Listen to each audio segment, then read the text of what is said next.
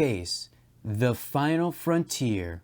The Star Trek Adventures role-playing game takes you to the final frontier. From the 21st to the 32nd century, join Starfleet, the Klingon Empire, the Romulan Star Empire, and countless other civilizations, and journey across the Star Trek universe with your crew. Explore strange new worlds, encounter fantastical alien life forms, and engage in dramatic adventures in a detailed and immersive galaxy. Tell your stories and unravel the mysteries of the unknown, to boldly go where no one has gone before. This is a review of Star Trek Adventures 2nd Edition. Let's dive in.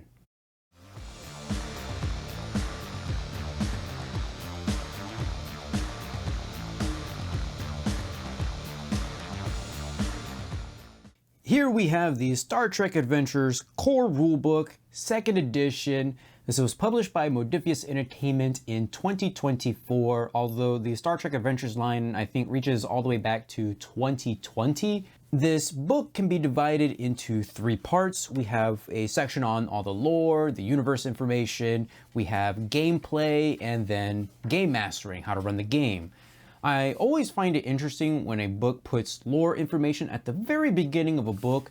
Usually these chapters are lengthy, meaning you have to flip through more pages just to get to pertinent information like character creation or how to play. Even the GM sections are usually in the back end. I feel like that's okay. Having to flip through all the pages just to get to the middle where all of the game information is, like if I have a question on rulings, it kind of can get pretty tedious. I don't really think there is a wrong answer to how to do this stuff, but the thought did go through my head as I read through this first section describing Star Trek and its universe.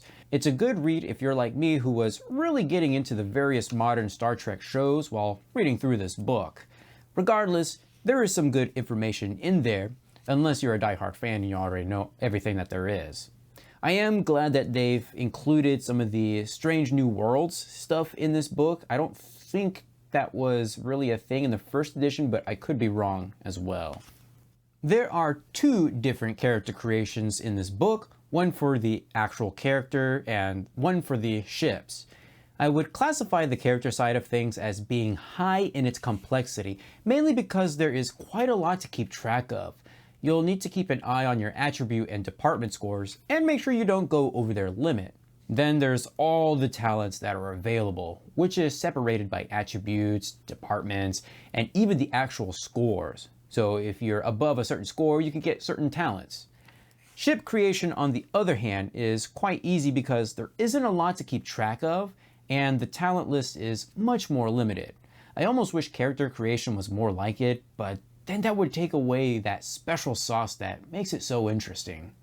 For creating main characters, the actual PCs you'll play most often, there are 2 different methods of creation, the life path and creation in play. For the life path creation, first thing you're going to do is you're going to select a species. Then you'll choose an environment and their upbringing. You'll go through their career path, so you can either be in Starfleet or not in Starfleet, which is also an interesting option. You'll determine what their experience is, whether they're a novice, a veteran, or in between. Then you'll choose, I believe, 2 career events. These are just things that have happened to that character in their years of service. And then you'll just have the finishing touches at the very end. And each of these steps will give you attribute bonuses and departments, talents, traits, and all of that stuff, which actually fleshes out your character even further. And then we have the creation in play. The first thing that you're going to do is choose your character's role. Then you're going to assign the character's attributes, you'll choose their species, you'll assign the character's primary departments, you'll choose a single value, and then you actually start playing. And the thing about the creation in play is if there's ever something that's called into question about something that your character can do, then that's when you would add it to that character. I'm not really a big fan of this style of play, but there might be some people out there who actually enjoy it. In addition to main characters, we have supporting characters. These are still controlled by players, but they represent the rest of the crew. For example, playing as the away team, the captain is usually not supposed to beam down with an away team, so what does that player do? Well, they have a supporting character, a side character if you will, that they can play as. These characters aren't as well crafted as main characters, and their stats aren't usually as well built. For creating a supporting character, the first thing that you're going to do is decide what their purpose is. Then you're going to assign some attribute ratings from 10, 9, 9, 8, 8, and 7, and then you'll determine what their department scores are based on 4, 3, 2, 2, 1, and 1. Then you get to choose up to 3 focuses for that character, and then you'll finish up on some finishing touches. And that's pretty much all there is. Alternatively, you might have a supervisory character or a secondary character who is higher in rank. Supervisory characters are created in the same way as supporting characters, just with some minor changes. For example, their attribute scores are a little bit different, being 10, 10, 9, 9, 8, and 8. Their department scores are 4, 4, 3, 2, 2, and 1. They begin with 4 focuses instead of 3, and they have 1 value.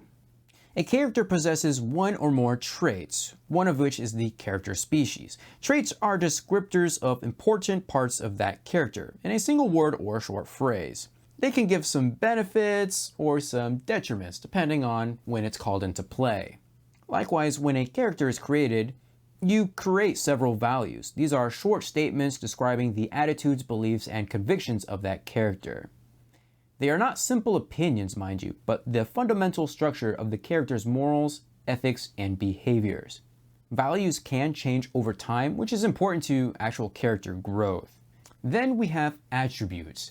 There are 6 attributes for a character to use: control, daring, fitness, insight, presence, and reason. Control is about the character controlling themselves and covers precision, accuracy, and careful timing.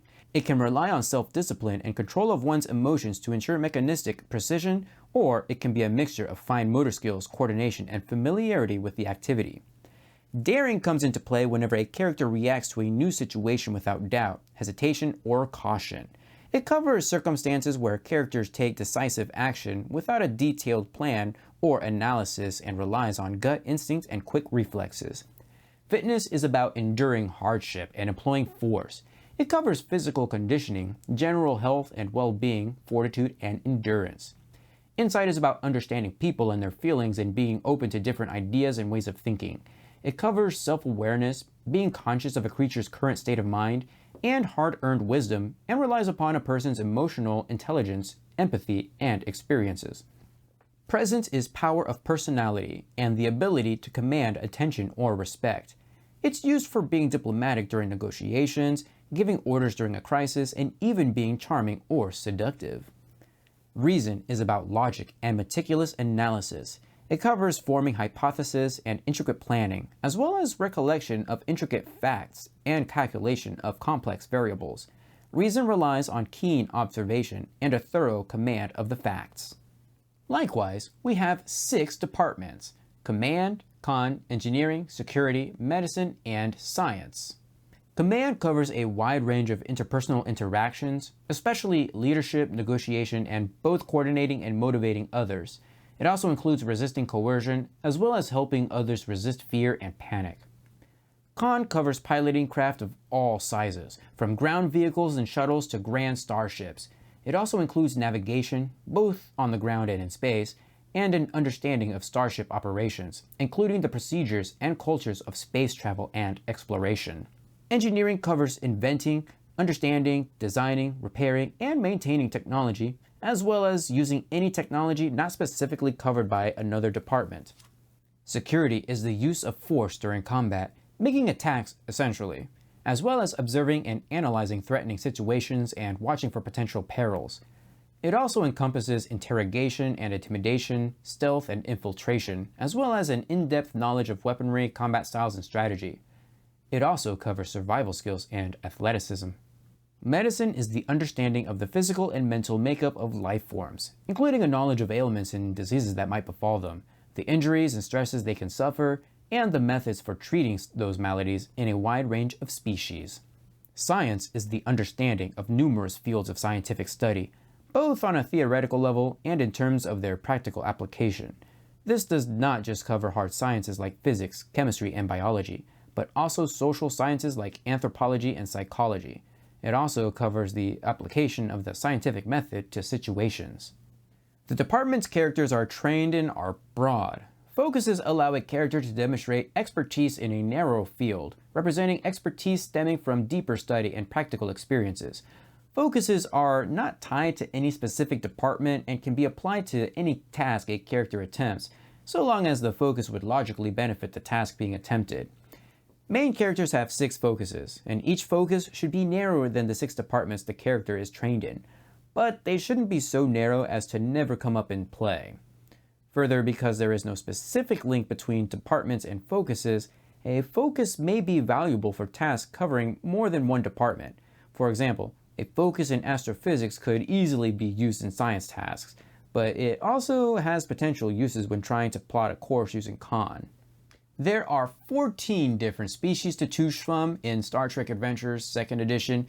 We have Andorian, Aenar, Bajoran, Betazoid, Cardassian, Denobulan, Ferengi, Human, Klingon, Orion, Romulan, Tellarite.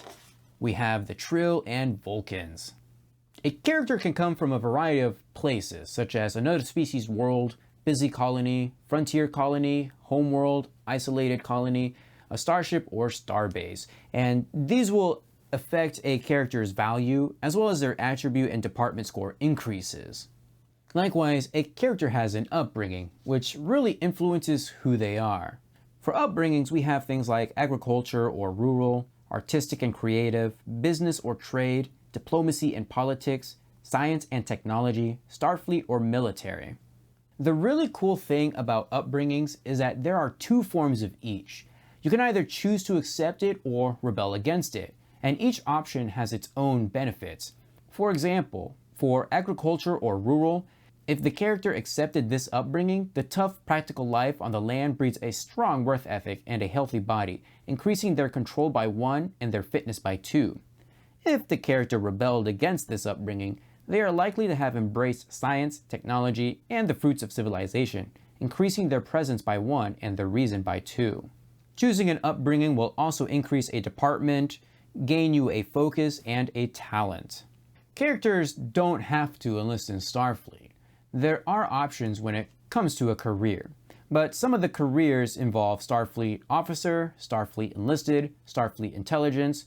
We have the Diplomatic Corps, a civilian as a physician, civilian as a scientist, civilian as an official, and civilian as a trader. When you pick a career path in Starfleet though, you do need to select one of the tracks, being Command, Operations, or Sciences. A character can be any age, and with that age comes experience. Usually. There are 3 different experiences in the game. We have Novice, we have Experienced, and we have Veteran. Novice is actually really interesting because you also get a talent called Untapped Potential. And this actually makes it so that your attribute or department scores can't go above a certain threshold. In addition, whenever you succeed at a task for which you bought 1 or more additional dice by any means, you roll a d20 afterwards.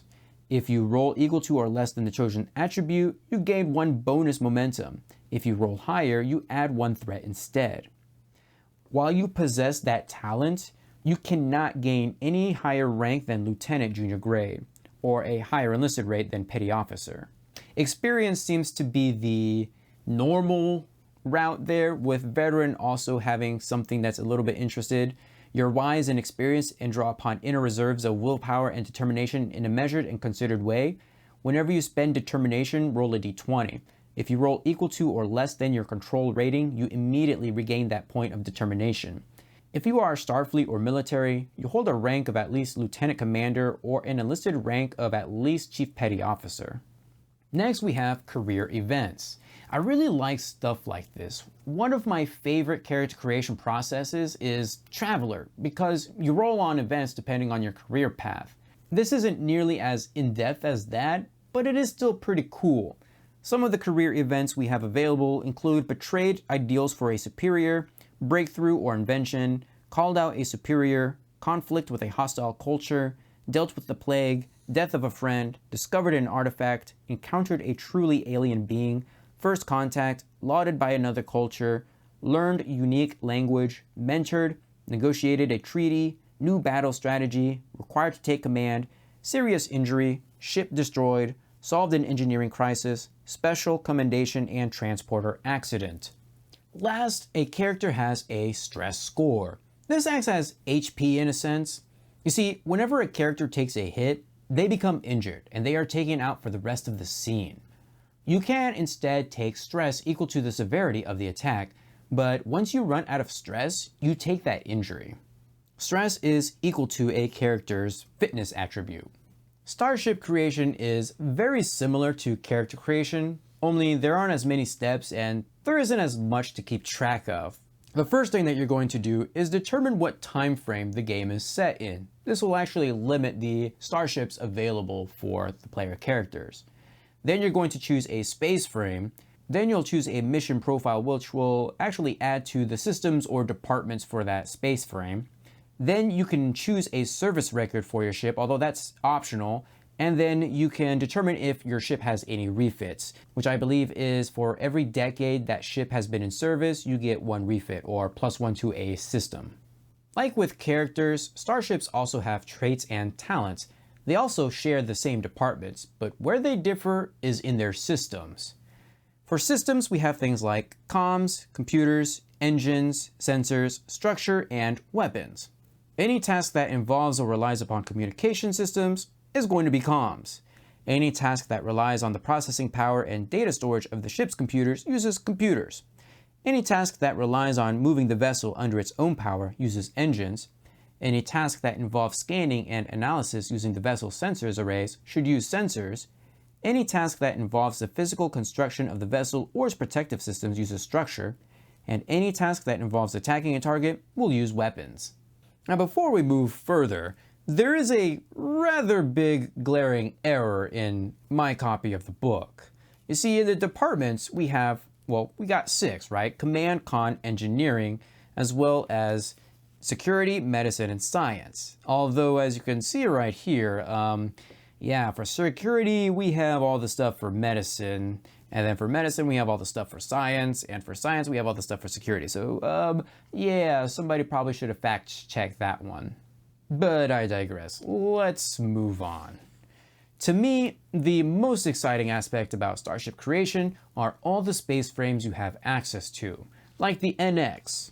We have the Constitution class, Excelsior class, Ambassador class, my personal favorite, the California class, the Galaxy class, Intrepid class, the Sovereign, Constitution 3, and then we have some non-Starfleet space frames as well. So like the D7, the Birel, the Talis, the Oderidex, the Galor, and the Decora. In addition to space frames, a starship has access to mission profiles that really define their role.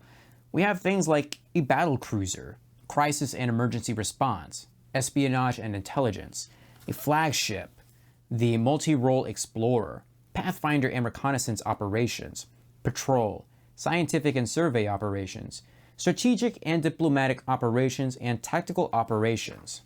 Starships are likely to have access to small crafts and shuttles. They function the same way as regular ships, they're just smaller.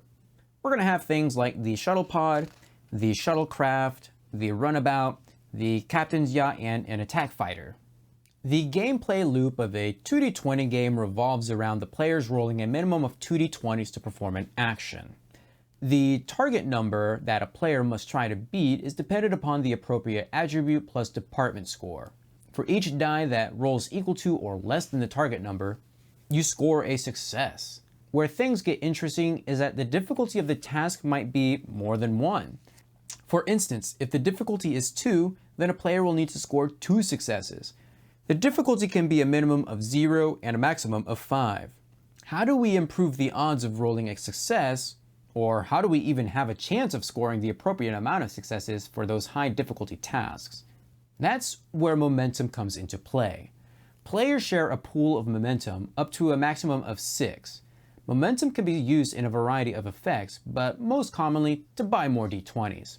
The first bonus die costs 1 momentum, the second costs 2 more, and the third costs 3 more.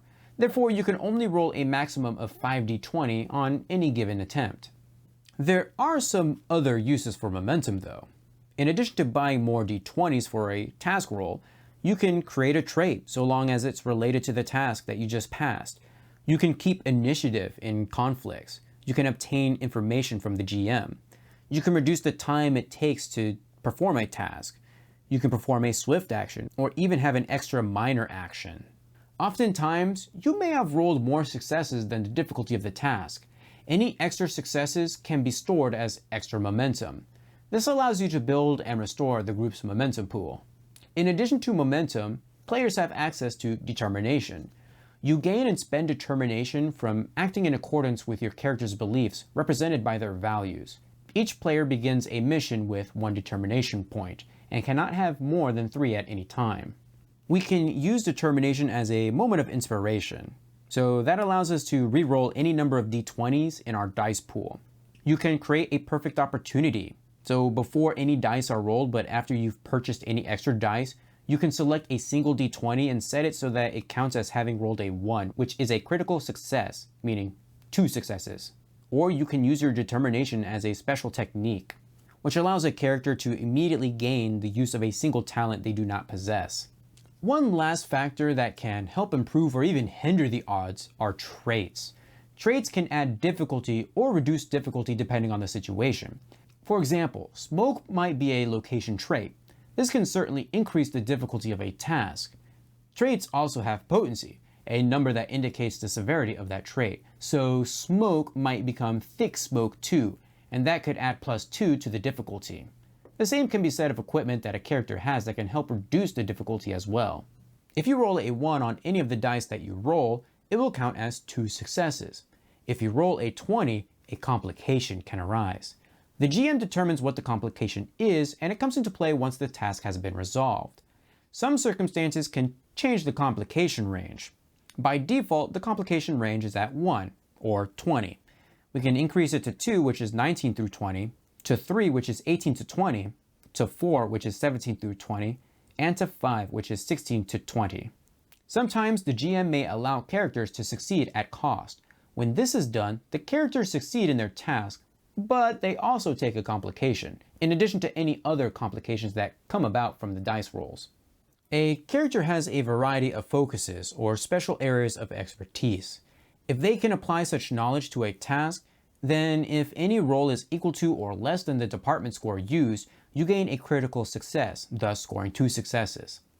Opposed tasks are certainly a thing, and this is where things can get a little bit complicated.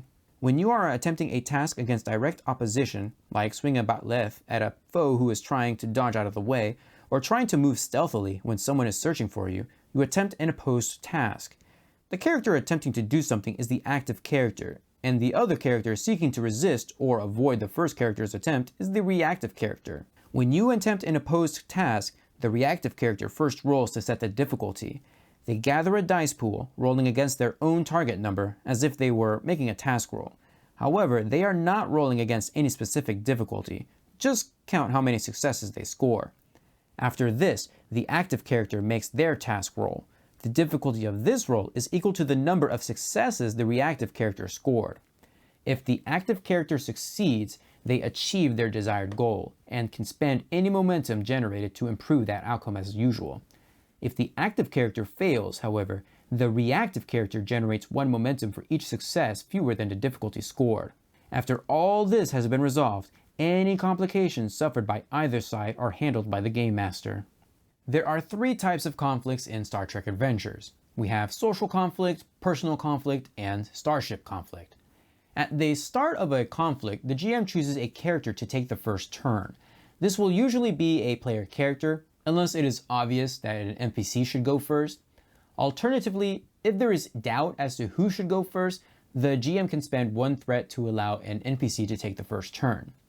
Once a PC or NPC has taken their turn, play passes to the opposite side. So if a PC completed their turn, then the GM chooses one of the NPCs to go first.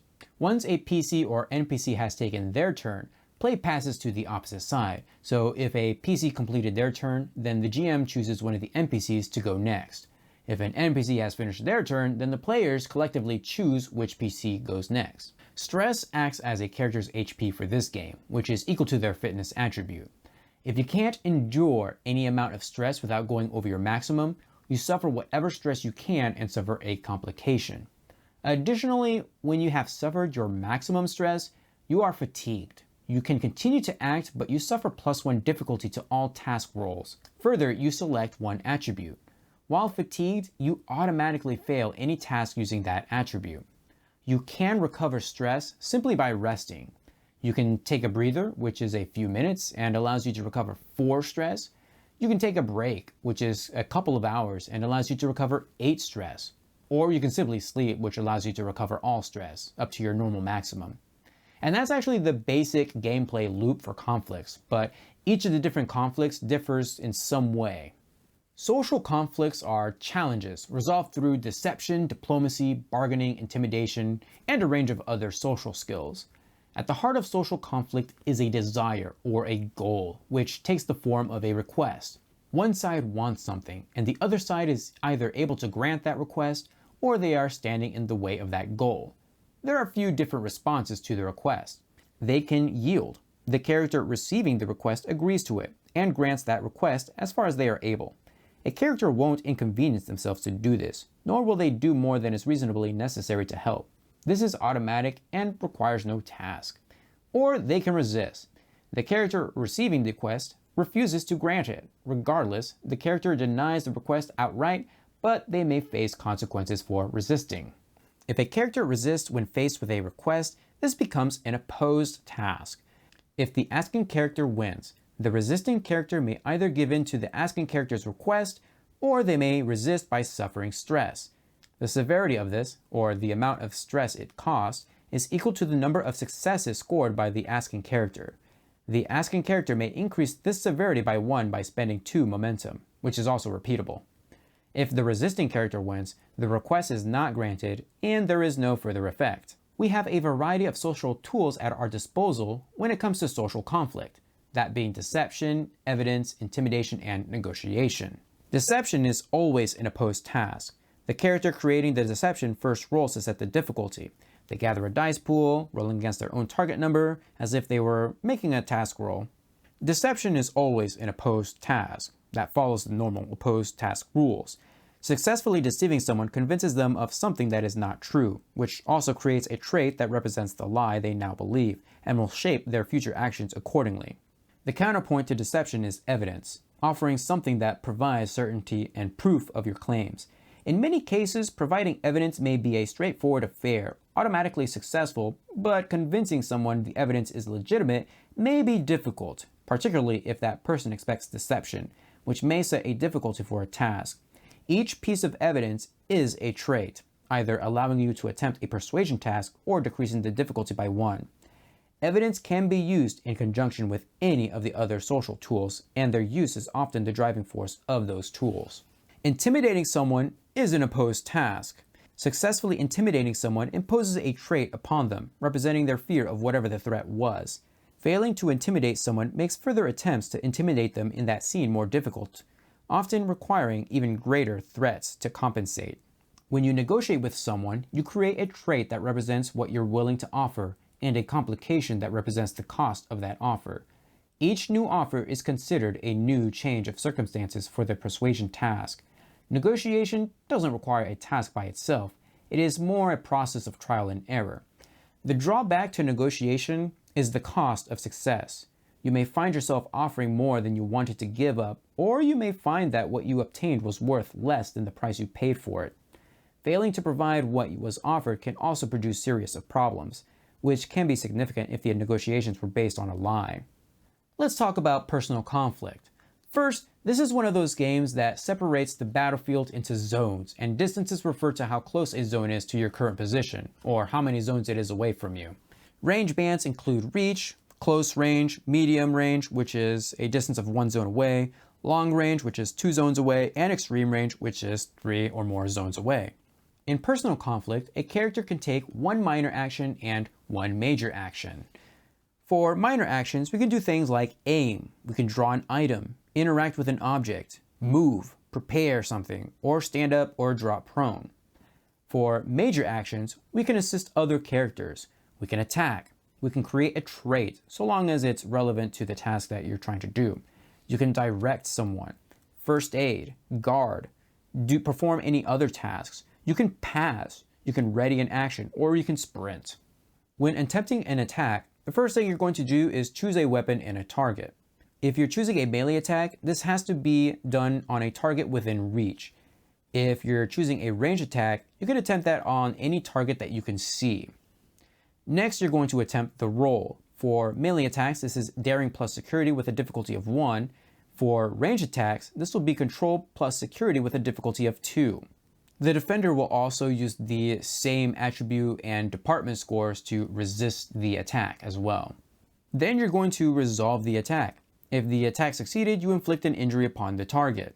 The defenders can also counterattack by spending 2 momentum if they won the opposed task, which I really like because, it's a fight. It can go either way.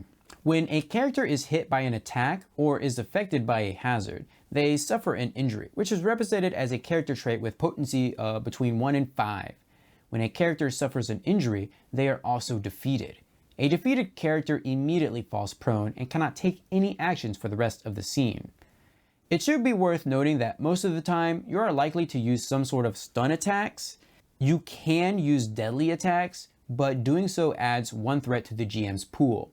If a PC suffers a deadly injury and are defeated, they are dying and will die at the end of the scene if they do not receive medical attention.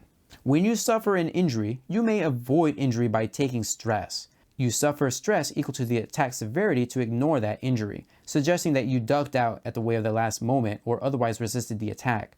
This also prevents you from being defeated by that injury as well. A character can administer first aid to help defeated and injured characters. This is done with a daring plus medicine task with a difficulty of 2. If successful, the patient is no longer defeated. Alternatively, you can attempt a daring plus medicine with a difficulty equal to the injury severity to treat an injury the patient has suffered. Personal conflict also affords its own set of momentum uses. You can add severity to an attack by spending 2 momentum. You can alter a trait. You can gain an extra minor action. You can keep the initiative, so instead of passing the turn to the GM, you pass it to another player. Although this can only be used once in a row, so after the second player goes, it has to go to the GM. You can obtain useful information from the GM.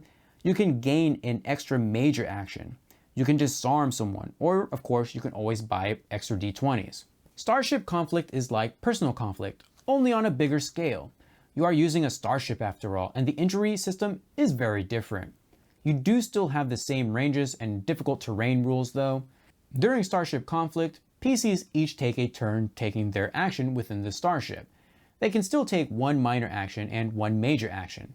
The only exception to this rule is if the commanding officer takes a direct major action, which allows another character to take an extra major action. Or, of course, you could spend 2 momentum after a successful task to attempt a second major action. However, the task difficulty is increased by 1. There are 7 positions on a starship that a PC can take advantage of during starship conflict, that being command, communications, the helmsman, navigator, operations, sensor operations, and tactical. Each one has their own minor actions and their own major actions, which I think is pretty cool, although it kind of complicates things a little bit. So if you are a player playing the game, then you're going to have to know what you can actually do in combat. But at the same time, that makes each role a little bit more important or unique. To attempt a starship attack, first you have to select which attack you're actually using, those being torpedoes or phasers and things like that. Then you're going to select a target, and then you'll actually attempt the attack using control plus security, which is then assisted by the ship's weapons plus security, with a difficulty determined by the attack action chosen. For energy weapons, the difficulty is 2. For torpedoes, the difficulty is 3. And for ram attacks, the difficulty is 2.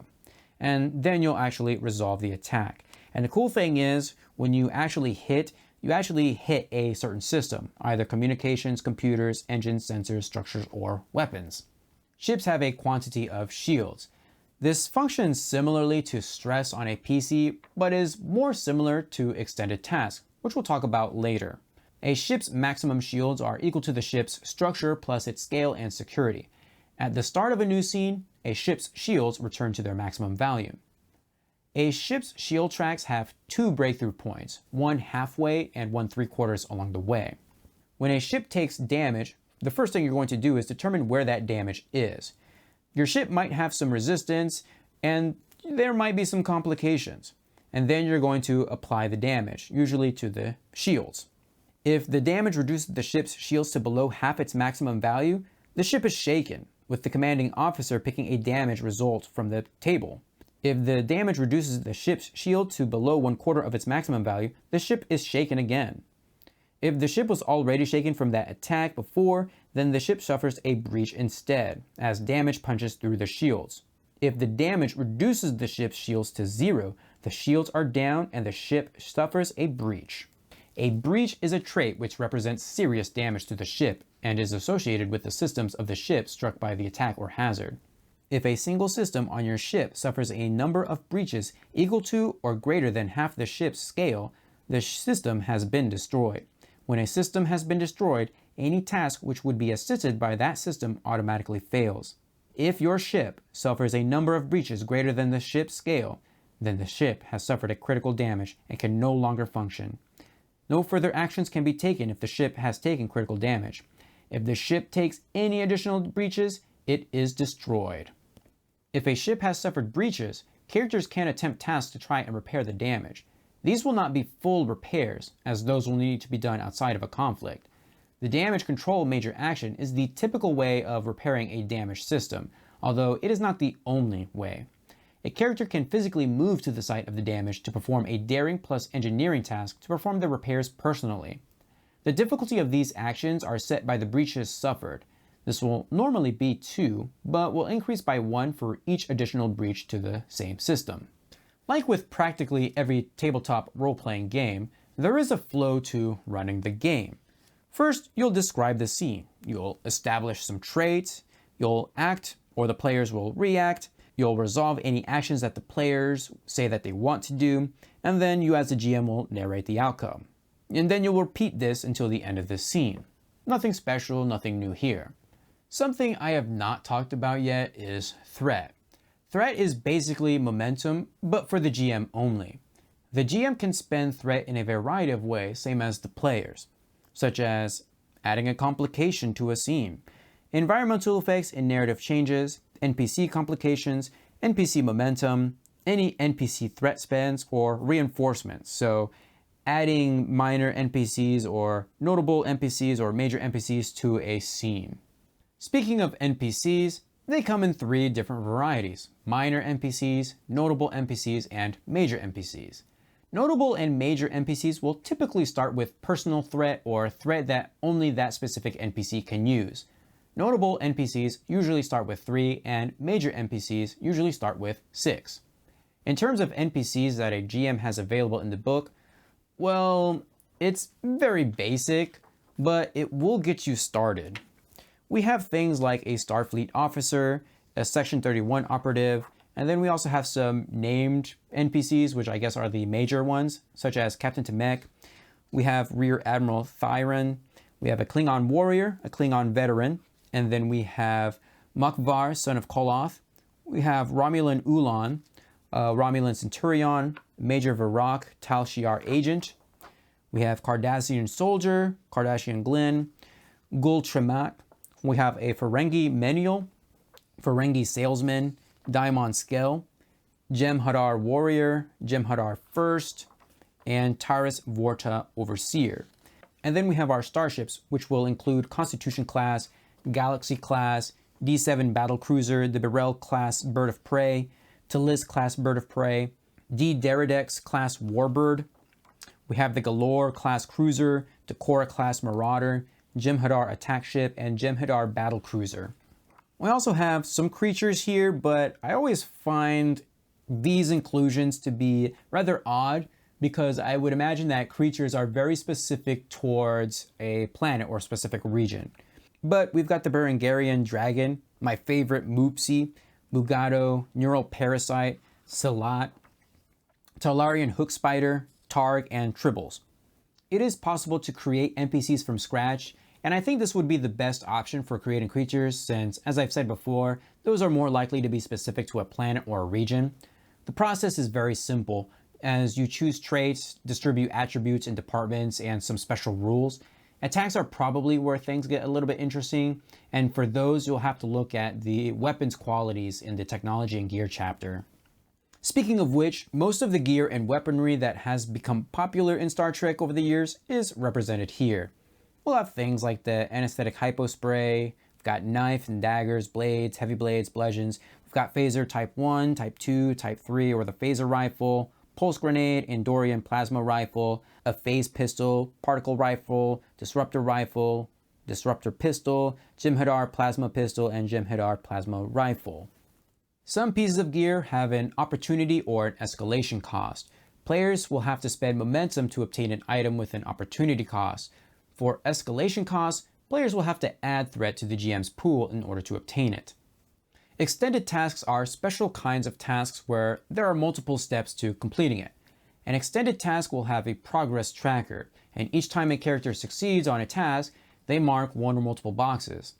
Each extended task has breakthrough effects, such as adding difficulty or hindrance, progress. It can have an effect on a scene, it can create a trait or a specific event. In addition to extended tasks, we have extended consequences. These are growing problems that need to be avoided. Like an extended task, extended consequences have breakthrough points, and when a breakthrough happens, there is some sort of a consequence. The book uses the example of the PC sneaking through a Romulan research base, and the extended consequences represent the alertness of the Romulans. And then we have the introductory adventure, The Gorgon's Gaze. This is a spoiler alert. If you are a player planning on actually playing through this adventure, you're going to want to turn back now, or else you're going to get turned to stone.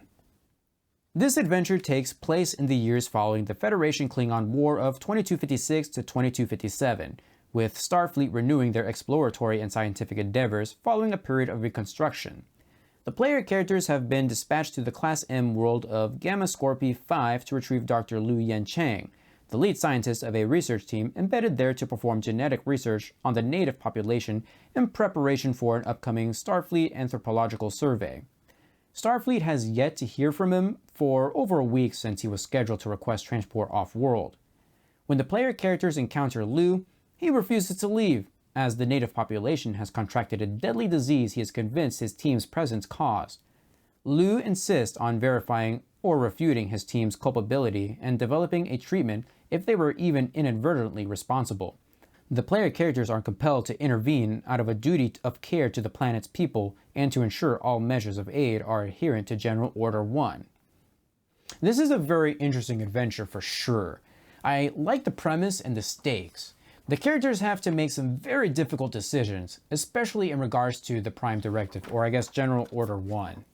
Do they interfere and help the native people, even though the research team did not have a hand in this disease? This is a very short mission, but I don't think it really serves as a good introduction to the game. To me, this would have been better served as one of those free mission dossiers that Modiphius likes to release, and I only say that because not all of the systems in Star Trek Adventures are represented here. If you want a better introductory adventure, then I suggest Infinite Combinations, the campaign in the 2nd edition starter set. There you'll get combat and starship interactions. It is longer though, so if you're looking for something that is a one-shot, then perhaps The Gorgon's Gaze is the better option. Let's talk about the presentation and layout. The presentation and layout has received the biggest upgrade. We've ditched the Elkar's design, and thank goodness. One of the reasons I gave up on reading the 1st edition was because I just didn't gel with its aesthetics. I mean, look at this. We have the attributes here. Control and daring, fitness, which is like really just the sentence and then all the rest on the other side. Whereas in the 2nd edition, we actually have a nice aesthetic layout that's very easy to read. By the way, the real reason why I just 1st edition in the first place was because I actually received it the day before 2nd edition was announced, so I only got to read like a couple pages anyways. But now we have this book that's just nice and easy to read. Pertinent information and vocabulary is in bold with headers that really stand out. There's no confusion when reading this book, and I think that is very important design to consider when designing the layout for these books. The artwork is mixed from previous publications with some new artwork sprinkled here and there, and the artists are fully credited here, which is always great to see.